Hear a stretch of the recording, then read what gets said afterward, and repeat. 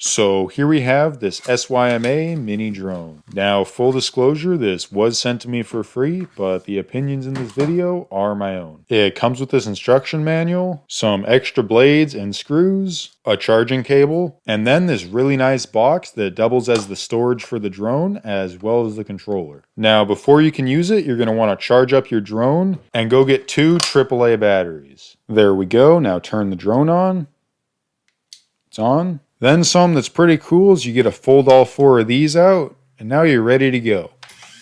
Now here I'm going to show a few of the features, and then I'll get into what I like and what I don't like. So let's start it up. Okay, I'm going to try a flip. There we go. That was pretty cool. Can do that in a whole bunch of different directions.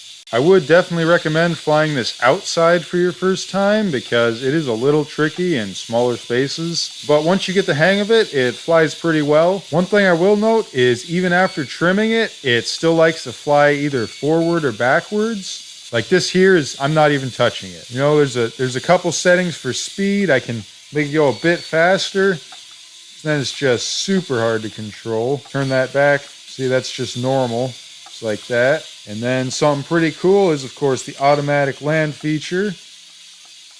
So that landed pretty well. So that test flight went pretty well. But now let's get into the good and the bad of this drone. So first off, I really like how it folds up.